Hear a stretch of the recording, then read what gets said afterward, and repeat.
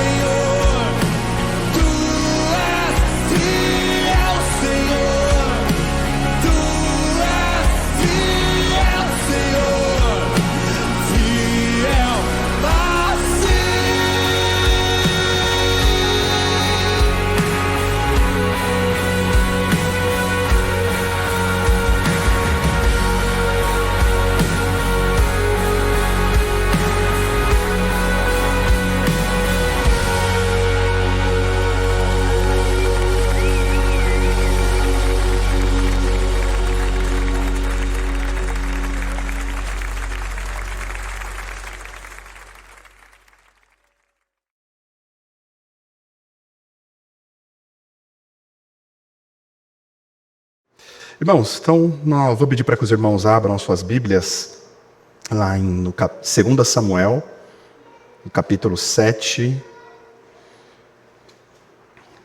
A leitura ela vai ser dividida em duas partes. Então, primeiramente, nós leremos do versículo 1 até o versículo 6. E depois daremos continuidade do versículo 7 até o versículo 29. Antes da gente poder entender um pouco o contexto no qual essa passagem ela foi escrita, muitos teólogos eles entendem que esse capítulo 7 de 2 Samuel, é um dos capítulos mais importantes que nós temos no Antigo Testamento. Porque é justamente na leitura do capítulo 7, onde nós observamos Deus ele destrinchando o plano da salvação, que iniciou já lá desde Gênesis, quando Adão e Eva pecaram, e Deus ali já anunciando o proto-evangelho para Adão e para Eva, informando que através da semente de Eva viria aquele que salvaria a humanidade de todo o pecado. Como nós já estamos nesse período de final de ano, período de Natal, então é muito comum, então você começa a observar as luzes piscando, né? As pessoas ficam, parece que, mais animadas, o comércio agitado, nas escolas muito, né? Não tanto hoje, no passado mais, fala-se ali um pouco brevemente do Natal, mas nós como cristãos, nós como crentes em Jesus Cristo, a gente nunca deve perder de vista o que de fato necessariamente qual é o significado do Natal. Então, hoje, de uma maneira introdutória, através desse estudo, nós vamos iniciar esse assunto. Depois, as próximas pregações, até o final do ano, o pastor dará continuidade, justamente pregando aí, falando sobre o nascimento de Jesus e sobre o Natal. A gente precisa entender, irmãos, que antes desse momento aqui, do capítulo 7, durante muito tempo, o povo de Deus, depois que saiu do Egito, eles não necessariamente tinham ali uma certa identidade nacional, igual nós temos hoje. Nós somos brasileiros porque nascemos no Brasil. Não só o fato de termos nascido no Brasil é que nos identifica como brasileiros, mas uma série de questões. A língua, a cultura.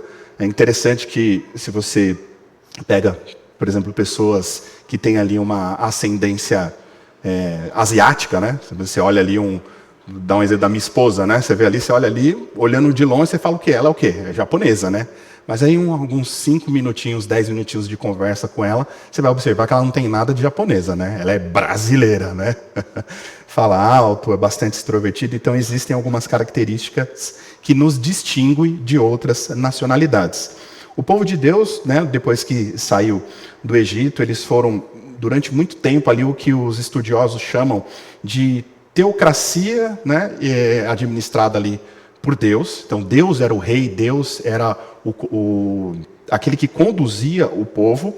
E também teve um momento ali que o povo ele foi conduzido, ele foi, digamos assim, coordenado através dos juízes. Então só um pouco mais para frente, alguns capítulos anteriores, é que de fato depois de o povo pedir, até olhando muito para os demais povos que tinham reis, que o povo de Deus ali, dividido entre as 12 tribos, né, dos filhos de Jacó, acabaram clamando ali para um rei. Mas Deus ele sempre deixou muito claro que ele deveria ser o rei do povo. Mas depois de tanto o povo pedir, Deus ele acabou concedendo um rei para eles. Que aí nós tivemos o primeiro rei de Israel, né, do povo de Deus, iniciado ali com o rei Saul. E aí os teólogos dizem que se inicia ali o período que a gente chama de o período monárquico, né, a monarquia, justamente inaugurado com o rei Saul. O rei Saul ele permaneceu ali durante 40 anos como rei de Israel. Então foi ali do ano de 1050 a 1010 a.C. Foi um reinado bastante conturbado, com muitos problemas, muitos desvios, até quando definitivamente ali a partir do ano 1010 a.C. iniciou-se o reinado de Davi. Logo após a morte do rei Saul, então já teve uma divisão, né, entre o reino do sul e o reino do norte, e Deus, né, usando a vida de Davi, Davi também tinha muita capacidade administrativa, capacidade técnica, inteligência.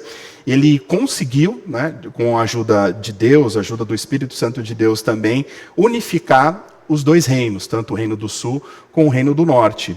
E aí, a partir de então, a partir do reinado de Davi, que de fato as 12 tribos de Israel, elas passaram a ter ali o que a gente chama de identidade nacional. Porque, apesar de divididos em tribos, ali eles passaram a considerarem, né, a se considerar um povo só. E Davi, ele foi muito bem sucedido nesse trabalho de unificar o reino do sul e o reino do norte, e o seu reinado ali ia de vento e polpa. Claro que vários fatores contribuíram para isso também. Primeiro porque Davi era um guerreiro, né, desde a sua mocidade. Então, muitos dos generais ali do povo de Israel, né, admiravam Davi porque ele era um guerreiro, ele estava sempre ali à frente das batalhas, tinha muita inteligência e sabedoria a lidar, né, na conquista dos povos locais, na realização de acordos de comércio. Então, tudo isso contribuiu bastante para que o seu reinado ele fosse bem sucedido. E também o fato que, quando tinha a divisão do reino do sul e do norte, ambos tinham ali os seus centros administrativos em locais diferentes. Na hora que Davi unificou ambos os reinos, ele até decidiu colocar o seu centro administrativo em um outro local diferente. Até nisso, né, Davi ele foi bastante sábio na hora de fazer a unificação dos reinos, para que não houvesse, digamos assim, um benefício para nenhuma das duas regiões. E aí, a gente entra justamente aqui na leitura do texto bíblico, que é quando a gente chega aqui no capítulo 7, que inicia-se ali o processo da aliança de Deus com Davi, e o Senhor ele explanifica aqui de forma mais clara o plano da salvação. Então o texto bíblico diz assim no versículo 1 do capítulo 7. Sucedeu que, habitando o rei Davi em sua própria casa, tendo-lhe Senhor dado descanso de todos os seus inimigos em redor, disse o rei ao profeta Natã: olha, eu moro em casa de cedros, e a arca de Deus se acha numa tenda. Disse Natã ao rei: vai, faze tudo quanto está no teu coração, porque o Senhor é contigo. Então, nesse momento, o texto bíblico ele deixa claro que, primeiro, Davi, justamente pelo fato de o seu reino ser bem sucedido, habitava ali em um palácio de cedro muito luxuoso, muito rico. E também a gente destaca um ponto aqui, já no primeiro versículo, que diz que o Senhor tinha dado descanso de todos os seus inimigos em redor. Então, ou seja, Davi ele estava ali numa zona de conforto, estava numa zona de tranquilidade. E é interessante essa palavra de descanso que nos remete, né, muitas vezes, o descanso do Shabá, que Deus, né, ali na criação, mostra para Adão e Eva também, e depois em outros versículos bíblicos também, trata sobre esse descanso. Só que a gente sabe, ao longo da leitura dos próximos capítulos seguintes, que esse não era um descanso definitivo. Davi ele estava ali numa condição de tranquilidade. Sim, Deus tinha dado o descanso dos seus inimigos, porque o reinado dele estava indo de vento em polpa, e Davi, ali justamente pelo fato de ter esse conforto, essa tranquilidade, vai até o profeta Natã e fala: eu moro numa casa bastante luxuosa, né, de cedros, e a arca de Deus se acha numa tenda. Né, e ele se dirige ali ao profeta Natã falando que pretende construir um palácio para o Senhor, um templo para Deus. O texto bíblico ele não fala isso, mas esse era um tipo de atitude muito comum com os povos pagãos, né, que era o quê? Sempre antes de entrar numa batalha, eles faziam ali como se fosse acordo com os seus deuses. Né? Falavam: Deus tal, se você me dá a vitória em determinada batalha, eu vou construir um altar, um templo para você, alguma coisa assim. Então havia sempre essa atitude de troca. Então, por exemplo, os povos pagãos que adoravam, por exemplo, o Deus considerado Deus Sol, Deus Chuva, Deus da fertilidade, eles geralmente se dirigiam aos seus deuses e faziam esse tipo de promessa. E Davi, né, colocando no seu coração, ele estava se sentindo muito abençoado, então nada mais justo, né, ele pensou no seu coração, eu moro numa casa boa, por que não construir um templo, uma casa para o Senhor Deus também? E Natã, o profeta Natã, ele não achou nenhum problema nisso, porque no coração de Davi, a proposta de Davi, não havia nenhum mal em si. Em Davi, né, já que ele estava recebendo o melhor do Senhor, também, né, ofertar aquilo que ele tinha de melhor para Deus. E o profeta Natã falou, não, pode fazer aí o que o seu coração determina que você faça, não há nenhum problema. E aí, quando a gente continua lendo no versículo 4, diz, porém, naquela mesma noite, veio a palavra do Senhor a Natã, dizendo, vai e dize ao meu servo Davi, assim diz o Senhor, edifica-me-as tu casa para a minha habitação? Porque em casa nenhuma habitei desde o dia em que fiz subir os filhos de Israel, do Egito até o dia de hoje, mas tendo andado em tenda, em tabernáculo.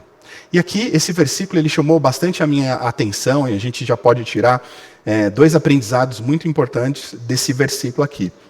Primeiro, Deus, quando ele fala com o profeta Natã, ele já deixa muito claro para Davi que o fato de Davi ter sido abençoado, o fato de Davi ter sido escolhido rei, o fato de o reinado de Davi estar sendo muito próspero e bem-sucedido, isso não é porque Davi tem algum tipo de mérito ou teria alguma coisa para oferecer para Deus, mas justamente e simplesmente refere-se à graça do Senhor. Porque Deus ele deixa muito claro aqui, né, que desde quando, né, o povo dele saiu do Egito, ele tem andado em tendas. Não havia nenhum problema em relação a isso.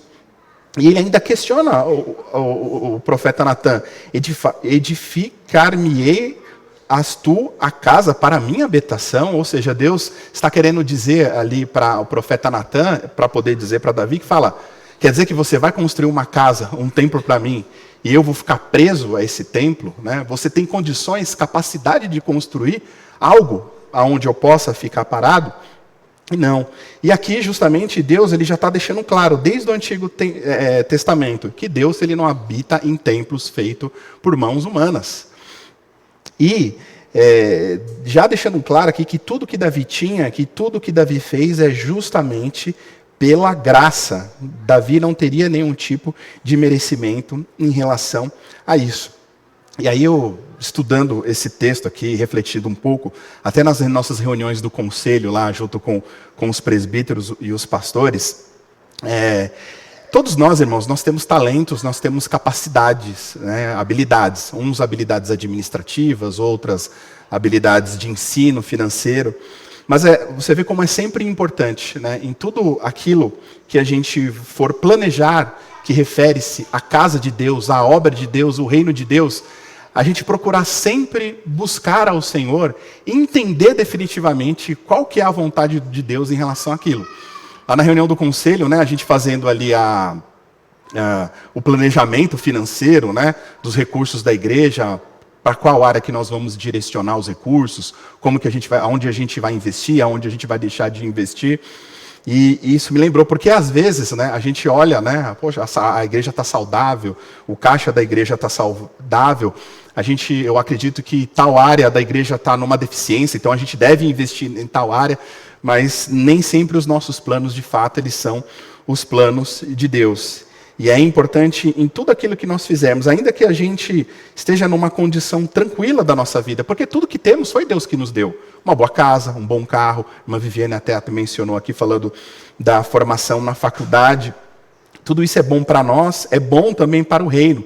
Mas sempre lembrando, irmãos, que, de fato, quem faz o plano, quem executa o plano é o Senhor. E a gente precisa sempre estar atento em relação a isso. Agora, entrando nessa segunda parte do texto, a partir do versículo 7, que diz: em todo lugar que andeis com todos os filhos de Israel, falei acaso alguma palavra com qualquer das suas tribos, a quem mandei apacentar o meu povo de Israel, dizendo: por que não me edifiqueis uma casa de cedro? Agora, pois, assim dirás ao meu servo Davi: assim diz o Senhor dos exércitos: tomei-te da malhada, de trás das ovelhas, para que fosses príncipes sobre o meu povo, sobre Israel. E fui contigo por onde quer que andaste, Eliminei os teus inimigos diante de ti e fiz grande o teu nome, como só os grandes têm na terra. Preparei lugar para o meu povo, para Israel, e o plantarei, para que habite no seu lugar e não mais seja perturbado. E jamais os filhos da perversidade o aflijam como dantes. Desde o dia em que mandei, houvesse juízes sobre o meu povo de Israel. Dar-te-ei, porém, descanso de todos os teus inimigos. Também o Senhor te faz sobre o que ele, o Senhor, te fará casa. Quando teus dias se cumprirem e descansares com os teus pais, então farei levantar depois de ti o teu descendente, que procederá de ti, e estabelecerei o seu reino. Este edificará uma casa ao meu nome, e eu estabelecerei para sempre o trono do seu reino. Eu lhe serei por pai, e ele me será por filho. Se vier a transgredir, castigá-lo-ei com varas de homens e com açoites de filhos de homens. Mas a minha misericórdia se não apartará dele, como retirarei de Saul, a quem tirei diante de ti. Porém, a tua casa e o teu reino serão firmados para sempre diante de ti. Teu trono será estabelecido para sempre, segundo todas essas palavras e conforme toda essa visão. Assim falou Natã a Davi. Então entrou o rei Davi na casa do Senhor, ficou perante ele e disse: Quem sou eu, Senhor Deus? E qual é a minha casa para que me tenhas trazido até aqui? Foi isso ainda pouco aos teus olhos, Senhor Deus, de maneira que também falastes a respeito da casa de teu servo, para tempos distantes, e isso é instrução para todos os homens, ó Senhor Deus. Que mais ainda te poderás dizer, Davi? Pois tu conheces bem a teu servo, ó Senhor Deus. Por causa da tua palavra, segundo o teu coração, fizestes toda essa grandeza, dando a conhecer a teu servo. Portanto, grandíssimo és o Senhor Deus, porque não há semelhança a ti, e não há outro Deus além de ti, segundo tudo que nós mesmos temos ouvido. Quem há como teu povo, como Israel, que única na terra, a quem tu, ó Deus, fostes resgatar para ser teu povo, e para fazer a ti mesmo um nome, a fazer o teu povo estas grandes e tremendas coisas, para a tua terra diante do teu povo que tu resgatastes do Egito, desterrando as nações e os seus deuses, estabelecestes teu povo, Israel, por teu povo para sempre, e tu, ó Senhor, tu fizestes o seu Deus. Agora, pois, ó Senhor Deus, quanto a esta palavra que dissestes acerca do seu servo, acerca da sua casa, confirma-a para sempre e faze-me como falastes. Seja para sempre engrandecido o seu nome, e diga-se: o Senhor dos exércitos é Deus sobre Israel, e a casa de Davi teu servo será estabelecida diante de ti. Pois tu, ó Senhor dos exércitos, Deus de Israel, fizestes o teu servo esta revelação, dizendo: edificar-te-ei casa. Por isso o teu servo se animou para fazer esta oração. Agora, pois, ó Senhor Deus, tu mesmo és Deus, e as tuas palavras são verdade, e tens prometido a teu servo este bem. Se, pois, agora servido de abençoar a casa do teu povo, do teu servo, a fim de permanecer para sempre diante de ti, pois tu, ó Senhor Deus, o dissestes, e com a tua bênção será para sempre, e bendita a casa do teu servo. Essa palavra que Deus trouxe a Davi tem muito dos aspectos daquilo que os teólogos chamam do já e ainda não. Porque uma parte dessa promessa que Deus fez a Davi, de fato, ela se cumpriu, mas também nós sabemos, quando lemos os demais capítulos à frente, que os descendentes de Davi não necessariamente permaneceram, no reino. Tanto que depois, quando houve a invasão da Babilônia, por parte do Império Babilônico em Jerusalém, ele acabou levando muitos ali dos que estavam no Reino do Norte como cativo. E aí a gente começa a entender justamente a razão, e observa que esse pacto que Deus fez com Davi, ele também já tinha iniciado um pacto com Noé, com Abraão, Moisés, e agora justamente concluindo, terminando em Davi. E quando a gente observa todos esses pactos ao longo da história que Deus fez, Isso tem que fazer com que a nossa fé aumente, a gente possa sentir alegria em todos eles, né? Por quê? Justamente desde Adão, desde Abraão, Isaac, Jacó e agora com Davi, Deus, ele se compromete com os seus servos nesses pactos e ele cumpre através do seu poder, da sua onipotência e da sua onisciência, pensando justamente, única e exclusivamente, né, para a sua glória e também fazer o bem para o seu povo e para todos nós que somos povos de Deus, né, que seguimos a Cristo na obediência da fé. Então isso deve aumentar mais a sua fé. Quando a gente observa essas verdades práticas, e devemos colocar em prática na nossa vida, nós que somos cristãos, nós devemos conhecer primeiro que Deus, ele é todo poderoso, Deus, ele é todo sábio, e ele é totalmente a favor dos seus filhos. Nada vai ter um impacto mais prático e importante na forma como você usa o seu dinheiro, como você ocupa o seu tempo, como você usa os seus dons, as suas vocações, como você que tem filho cria os seus filhos, como você lida aí com os conflitos que enfrenta, com a ansiedade.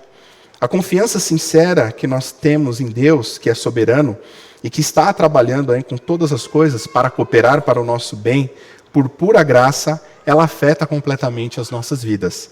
Assim como a gente observou aqui na vida de Davi. Deus, ele garante para nós uma profunda e emocional, que mesmo nós sendo pecador, né, ainda que a gente seja pecador, a atenção de Deus ela vai estar sempre focada em nós, com a sua misericórdia e a sua onipotência. E o poder de Deus no cotidiano da nossa vida. Então, mesmo com todos os problemas que nós vivemos, Deus ainda ele pode trazer uma paz profunda nos nossos corações. Mesmo quando não podemos, de repente, ir para casa no Natal, muitos irmãos trabalham por escala, muitos trabalham no Natal, né? Ficam até nervosos com o patrão por conta disso.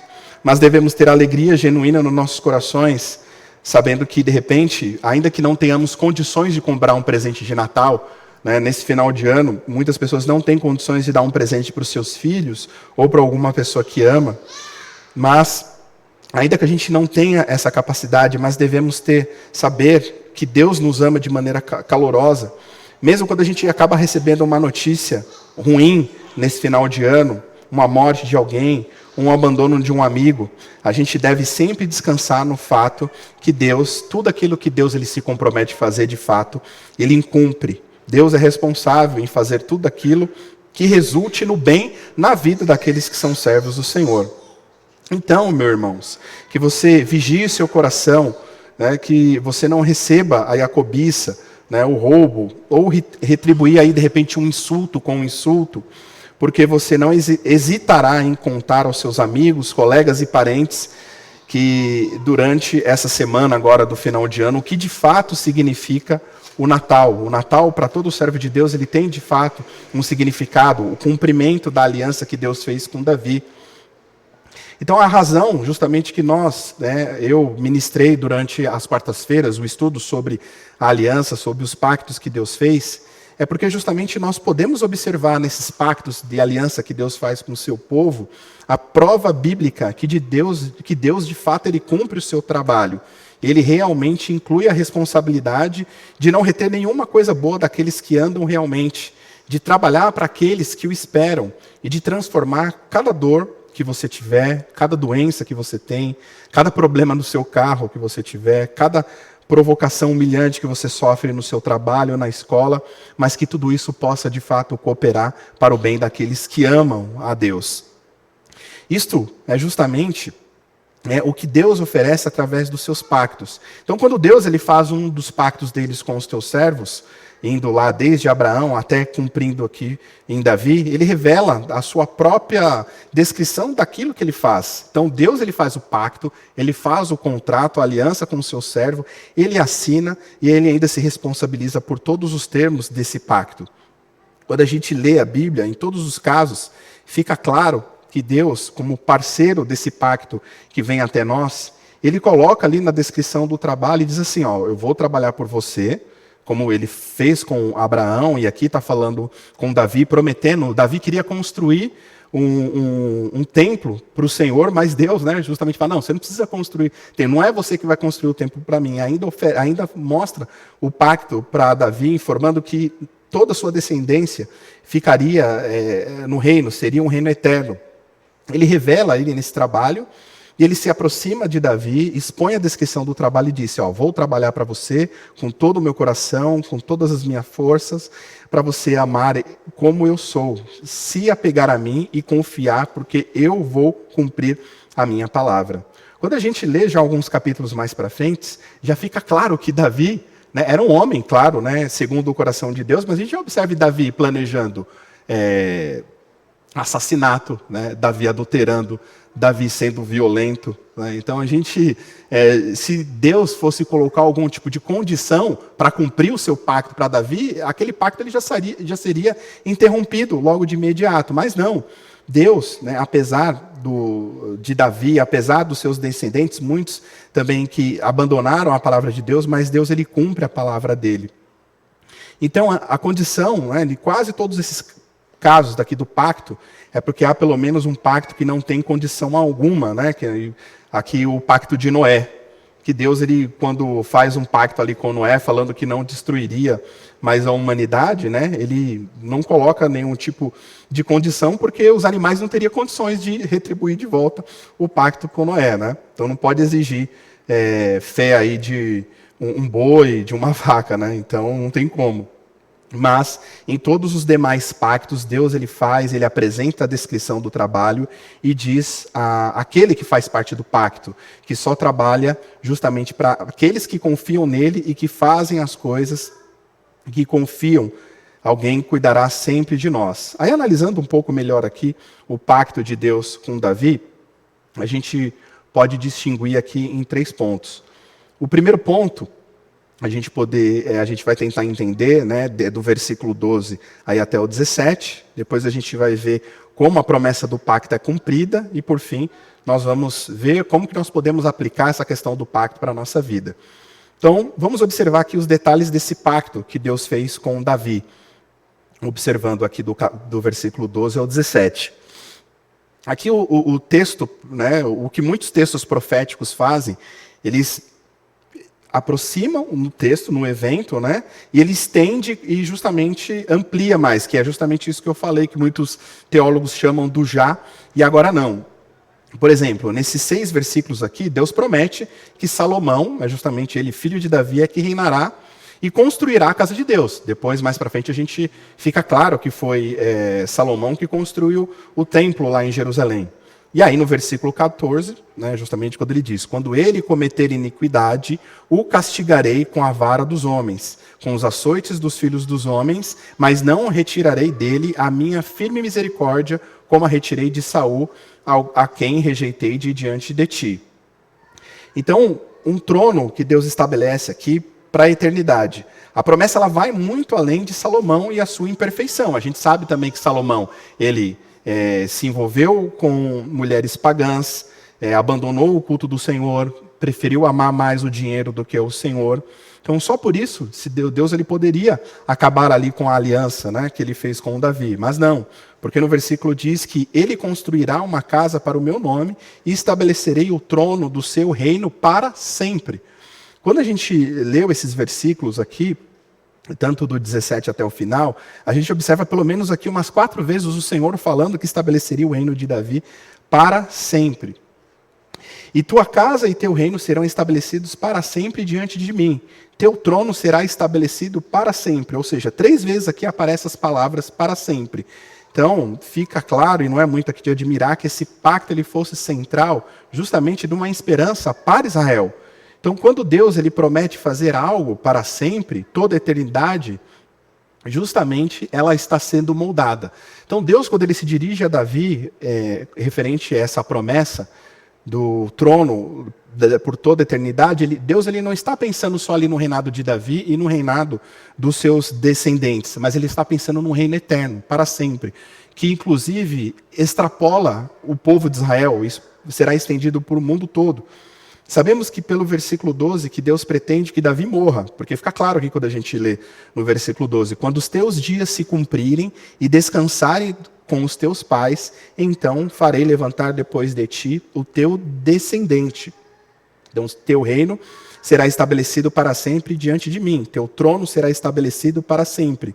Isso significa que o reino de Davi seria estabelecido e assegurado por um descendente. E o texto bíblico, quando ele fala justamente aqui do descendente, já está se referindo a Cristo Jesus, há muitos anos atrás já.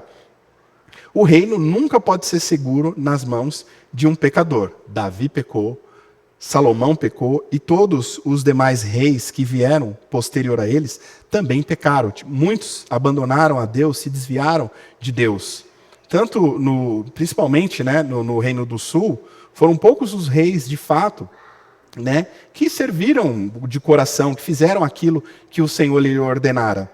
Apesar de Davi ele ser o rei de Israel, mas Davi conduzia o seu reinado de acordo com os mandamentos do Senhor, de acordo com aquilo que Deus lhe ordenara, não da sua própria mente, da sua própria cabeça. Quando a gente lê lá em 1 Reis, do capítulo 11, do versículo 11 ao 13, depois que Salomão casa com mulheres estrangeiras, ele começa a adorar uma série de divindades. Aí o Senhor se dirige a ele e fala: Salomão, visto que isso tem sido à tua disposição, e não guardastes a minha aliança e os meus estatutos que te ordenei, certamente arrancarei de ti o reino e te darei ao teu servo. Portanto, por amor de Davi, teu pai, eu não o farei em teus dias, mas arrancarei da tua mão e do teu filho. Então Deus, ele deixa claro para Salomão que pelo fato de ele ter abandonado a Deus, ele tiraria o reino dele, mas Deus ainda de certa forma deixaria uma parte do reino para que ele cumprisse a sua promessa até o final. Contudo, não arrancarei todo o reino, mas darei uma tribo a teu filho, por amor de Davi, meu servo, e por amor de Jerusalém que escolhi. Aqui fica claro, irmãos, mostra que a promessa de estabelecer o reino de Davi, ela não pode acontecer enquanto os descendentes de Davi forem rebeldes e desobedientes. Então, a condicionalidade desse pacto, dessa aliança que Deus faz com Davi, ela é repetida diversas vezes aí nos livros de Reis, de Crônicas. Por exemplo, quando a gente lê lá em 1 Reis 2:4, Davi diz a Salomão que Deus disse: se teus filhos guardarem o teu caminho, andando perante mim fielmente, de todo o seu coração e de toda a sua alma, não lhe faltará homem num trono de Israel. Então, Davi vai até o seu filho Salomão e novamente coloca aquilo que Deus tinha dito a ele. Isso significa que enquanto os filhos de Davi forem desobedientes, o reino não poderá ser assegurado para sempre. Lá em 1 Reis, do 8:25, diz, onde Salomão ora: agora, Senhor, Deus de Israel, cumpre o teu servo Davi, meu pai, o que lhe prometesses, dizendo: não te faltará homem diante de mim, para sentar no trono de Israel, se tão somente teus filhos se acautelarem no seu caminho, andando perante mim, como tu andastes. Israel aprendeu aí ao longo dos séculos seguintes, a Davi e Salomão, que a desobediência em seu rei sempre trazia a nação à ruína. E foi o que aconteceu. Quando a gente lê os demais capítulos para frente da Bíblia, fica muito claro isso, que Israel, tanto o reino do sul e o do norte, foram invadidos por outros povos, sofreram na mão desses inimigos, foram levados cativos para outras nações. Porém, os mais piedosos, entre todos aqueles que permaneciam fiéis a Deus, ainda que tudo isso acontecesse, Deus continua prometendo o trono de Davi para ser estabelecido para sempre. Assim chegaram a ver que um filho de Davi deveria vir para cumprir as condições do pacto para poder se sentar no trono de Davi e reinar para sempre. Porque qual que era a condição para que um descendente de Davi permanecesse para sempre no trono? Que ele não pecasse contra Deus. Alguns dos descendentes de Davi teve essa condição de se manter no trono? Nenhum deles tiveram condição. Todos pecaram. Todos abandonaram a Deus, mas Deus teria que intervir nesse plano para que as condições elas fossem de fato cumpridas e o trono de Davi permanecesse para todo sempre. É exatamente o que o profeta Isaías, Jeremias e Ezequiel prometeram que ele faria. Ezequiel, por exemplo, ele ora para o futuro da salvação do povo de Deus e fala a palavra de Deus, lá no capítulo 37, no versículo 23. Eu salvarei de todas as rebeliões em que pecaram, e os purificarei, e eles serão o meu povo, e eu serei o seu Deus. Meu servo Davi será rei sobre eles, e terão um único pastor. É sempre importante lembrar, irmãos, que quando Deus se dirige a Davi falando que a casa dele permaneceria para todo sempre, o texto bíblico ele se refere à casa no sentido de dinastia, né? No sentido, é mais nesse sentido. Às vezes quando a gente assiste aqueles filmes antigos, né? Aí tem muito essa questão, a casa da família tal, né? Então eles sempre se dirigem dessa forma. Então quando Deus ele se dirige a Davi falando que a casa dele permaneceria para todo sempre, é mais nesse sentido, num sentido de dinastia, no sentido de um descendente. Jeremias enfatiza que o rei vindouro cumprirá a condição de justiça. Lá em Jeremias 23, 5, 6. Eis que vem dias, diz o Senhor, em que suscitarei a Davi um rebento justo, e ele reinará como rei, e agirá sabiamente, e executará o juízo e a justiça na terra. Nos seus dias, Judá será salvo, e Israel habitará de fato seguro. Só um minutinho aqui, irmãos, que eu... Okay. Mas foi Isaías quem viu a glória do filho de Davi mais claramente que em qualquer um, virtualmente o identificou como Deus, lá no capítulo 9, do versículo 6 e 7. Porque um menino nos nasceu, um filho nos foi dado, e o principado está sobre seus ombros, e será chamado Maravilhoso, Conselheiro, Deus Forte, Pai da Eternidade e Príncipe da Paz. Então, do aumento do seu principado, da sua paz, não haverá fim, sobre o trono de Davi e sobre o seu reino, para estabelecer e o sustentar como juiz e justiça, desde agora e para sempre, que foi o que a gente leu lá no Evangelho de Lucas, falando sobre o nascimento de Jesus. Então, quando nós lemos lá em Lucas, né, aqui no capítulo 1, no versículo 31 a 33, quando o anjo Gabriel aparece para Maria, eis que conceberás o teu ventre e dará à luz a um filho e chamarás pelo nome de Jesus. Ele será grande, será chamado Filho do Altíssimo, e o Senhor Deus lhe dará o trono de Davi seu pai, e reinará sobre a sua casa de Jacó para sempre, e do seu reino não haverá fim. Portanto, sem qualquer sombra de dúvida, a Bíblia ela nos ensina aqui que a promessa de Davi, que o seu descendente reinaria para sempre, é cumprida em Jesus Cristo. Então, meu irmão, você que está aqui hoje nessa igreja, você não está aqui a esmo, né? Não está aqui do nada. Né? Existe um lastro, existe uma história, existe um porquê você está aqui. Todos nós que aceitamos Jesus Cristo como nosso Salvador, nós passamos a fazer parte desse reinado de Cristo Jesus. Então, hoje, Jesus, que foi chamado Filho de Davi, Leão da tribo de Judá. Então, hoje, nós que aceitamos Cristo, somos considerados também parte dessa tribo, parte desse reino. Mas a questão que se devemos levantar é justamente que tudo isso tem a ver conosco, gentios. Né? Nós somos brasileiros. Né? Então, o pacto de Davi não é relevante apenas para a nação de Israel. O cumprimento dessa promessa não seria simplesmente o reinado milenar de Cristo sobre a nação redimida de Israel. Então, essa promessa que, quando a gente olha o texto, fala, não, isso daqui mas é uma promessa direcionada apenas aos judeus. Não. A resposta do Antigo e do Novo Testamento é um sonoro não. Esse reino, ele se expandiria e afetaria todas as nações do mundo. Se a gente lê lá em Atos 15, do 14 ao 18, fica claro que lá no Concílio de Jerusalém, a questão era justamente se os gentios, eles precisavam ser circuncidados para serem salvos. Por quê? Para você fazer parte do reino, a princípio aqui do povo de Deus, você tinha que se tornar judeu, ser circuncidado.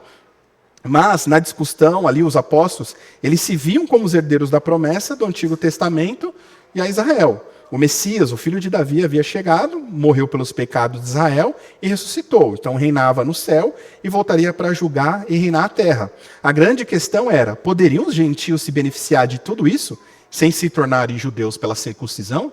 Porque, quando a gente lê o texto, a gente entende, poxa, para a gente ter todos os benefícios dessa aliança que Deus fez com Davi, precisaríamos nos tornar judeu? Não, porque lá no concílio de Jerusalém, Pedro, ele contou ali para os participantes do concílio que havia recebido o Espírito Santo, assim como os judeus, no caso ali os gentios. Tiago também tratou aí do exclusivismo judaico, citando o pacto davídico e sua relação com os gentios. Então o reino de Davi, ele é um reino mundial, através do seu descendente Cristo. Isso significa que quando Deus disse a Davi, lá em 2 Samuel, do capítulo 7, do versículo 16, tua casa e teu reino serão estabelecidos para sempre diante de mim, ele tinha em vista uma casa e um reino muito maiores que Israel. A razão pela qual o pacto de Davi é relevante para os gentios brasileiros aqui, né, em São Paulo, ou no mundo todo aqui do século XXI, é porque a descrição desse trabalho, desse pacto que Deus fez com Davi, incluía não apenas a responsabilidade de estabelecer um governo justo em Israel para sempre, mas também colocar esse governante sobre a igreja e também sobre todo o mundo, o seu povo espalhado em toda a terra. Finalizando aqui, irmãos, então, qual que é a missão da igreja hoje? A nossa missão hoje, como povo de Deus, como filhos fazendo parte, né, do reino de Cristo, né, nós devemos nos submeter aí ao Filho de Davi, que é Jesus, que agora reina invisivelmente no céu, até que põe aí todos os inimigos debaixo de seus pés. A missão da igreja, a minha missão, a sua missão hoje, é anunciar as boas novas a todas as pessoas, seja nos bairros, no seu trabalho, na faculdade, nas nações, até que todos possam ser súditos felizes do reino de Cristo, para poder assim, para sempre, se transferirem sua lealdade do reino deste mundo para o reino de Cristo. Era muito comum naquela época que muitas pessoas que faziam parte de alguns reinos não ficavam contentes, né, justamente com aqueles líderes. Por quê? Isso aconteceu com Salomão. Salomão, no começo do seu reinado, ele foi bem, mas depois de um tempo ele começou a explorar o povo, ele começou a cobrar altos impostos do povo, e o próprio povo já não queria reconhecer mais Salomão, né, como seu rei. E acontece muito, né? A gente está vendo o que está acontecendo, por exemplo, lá na Síria. Né? Você vê que está tendo uma invasão de alguns rebeldes, só que muitos dos povos lá também não ficam contentes com o próprio governante que tem, né? Que muitas vezes governa o povo com mão de ferro, estabelecendo aquele povo. Então, muitos às vezes clamam até que para que venha algum governo de fora. Eu me lembro daquela cena de quando os americanos saíram ali do Afeganistão, né? E aí estava saindo o avião, um avião enorme, né? Com todos os funcionários, né? E muitos cidadãos afegãos se segurando nas asas do avião. Inclusive, quando o avião subiu, muitos caíram, ficaram pendurados. Então, você vê, tamanho era a tristeza que aquele povo tinha, né, com o reino que iria se estabelecer ali. E não é diferente com muitos que nós conhecemos aí, que estão debaixo do reino das trevas. Então, a santidade pessoal nossa, irmão, significa aí que nós devemos aprender aí todas as atitudes, os costumes de um novo reino, o reino de Cristo. Quando um reino se estabelecia sobre outro, era muito comum que ele colocava ali os costumes do novo reino, a forma de administrar, e é assim conosco hoje que fazemos parte do reino de Cristo. O evangelismo pessoal, ele significa dizer aí às pessoas que o verdadeiro rei do mundo, contra quem se rebelar, está disposto a conceder aí anistia a todos aqueles que retornarem e viver sob o seu governo. Todos aqueles que não estão sobre o reino de Deus, de Cristo, eles estão de fato condenados, eles são inimigos de Deus. Quando a gente vai evangelizar alguma pessoa, a primeira coisa que a gente faz é o quê? A gente chega e fala assim para a pessoa, né? Ah, Deus te ama, não é verdade? Essa é uma das primeiras. Jesus te ama, Deus te ama. Antes de nós trazermos a boa notícia do Evangelho, nós precisamos trazer a má notícia para a pessoa, né? Então a gente tem que chegar para a pessoa e falar assim, você é um inimigo de Deus. Se você morrer nos seus pecados da forma como você está, né, você será condenado. E como hoje você já tem escolhido viver longe de Deus, quando você morrer, você vai passar a eternidade longe dele. Deus, ele vai cumprir aí o seu desejo. Você não gosta de viver longe de Deus? Então, quando você morrer, você vai passar a eternidade longe de Deus. É isso, de fato, que você quer? Então, a gente sempre tem que trazer. Uma coisa muito errada que nós temos na hora de evangelizar as pessoas é justamente, isso é uma frase, eu já repeti várias vezes ela, né? Não sei se vocês repetem ainda, é chegar para as pessoas e falar assim, Deus ama, aliás, Deus odeia o pecado, mas ama o pecador. Quem que não já disse uma frase dessa para alguém, né? Não, Deus odeia o pecado, mas Deus ama o pecador. Mas quando nós lemos a Escritura, Deus, ele é santo. Então Deus, ele não ama nem o pecado e nem o pecador. Então, quando você for evangelizar uma pessoa, você precisa dizer para ela, você está longe de Deus. Né? Ai de você se chegar diante de Deus sem Jesus Cristo como o seu o seu Salvador. Então a gente oferece o reino de Deus, fala, ó, se você aceitar Jesus Cristo como Salvador, se arrepender dos seus pecados, você poderá fazer parte desse reinado. Jesus Cristo, o filho de Davi, o rei eterno do mundo, virá do céu e estabelecerá um reinado de alegria, justiça e paz sobre todos os seus súditos leais, para sempre e sempre. Até que ele venha, a missão mundial da igreja é estender a anistia completa, gratuita e universal às pessoas de todas as nações. Então você hoje que está aqui, meu irmão, ouvindo essa palavra, aproveitando, né, esse gancho aí do final do ano, do Natal, aproveite, né? Não fale do Papai Noel, não fale de presentes, né? Não fale das luzinhas, mas fale de Cristo. Fale que as pessoas precisam de Cristo e arrepender dos seus pecados. Então eu concluo aqui essa mensagem, convidando aí vocês a fazer aí um pacto, né? Trazer, né, esse pacto de Deus com Davi, né, fazer um pacto com você. Não é apenas um convite, é Deus que faz esse convite, voltando-se lá para Isaías 55, do 1 ao 3. Então o ponto desse convite é que a própria soberania, a sabedoria e o amor de Deus que garantiram a Davi um reino eterno. Eles podem também garantir a você a bondade eterna de Deus como parte desse reino. Então que você diga às pessoas, ouçam, todos os sedentos, vinde às águas, e aquele que não tem dinheiro, vem, comprai e comei. Vinde, comprai vinho, leite, sem dinheiro e sem preço. A mesma misericórdia e fidelidade que Deus garante a Davi, um reino eterno, pode garantir também a vocês que estão aqui e aqueles que ouvirem a palavra de Deus, justiça e paz desse reino. Deus está dizendo para nós aqui nessa manhã, se você vier a mim de mãos vazias e faminto, disposto a receber o que eu te der, então escreverei diante de você a minha descrição desse trabalho, e vou me vincular com um juramento para tratá-lo para sempre com a mesma misericórdia e fidelidade que demonstrei no pacto com Davi.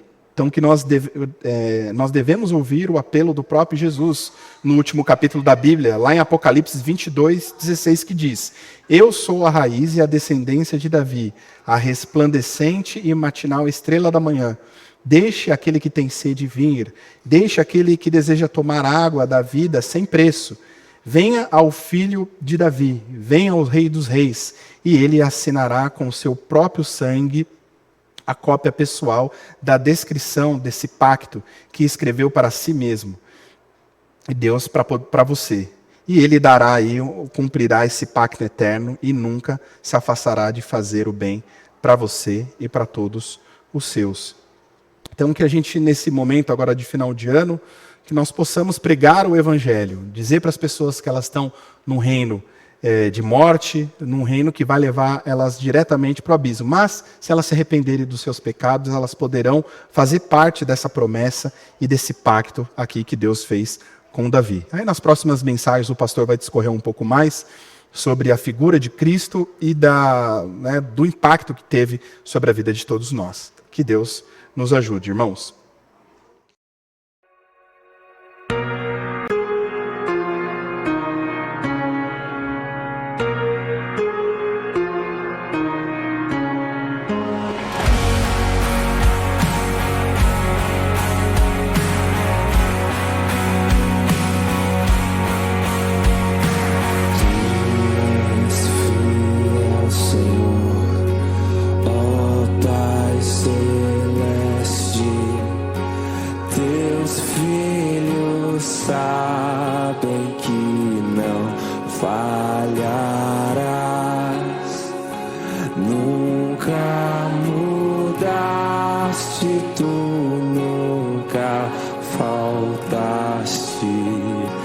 Tal como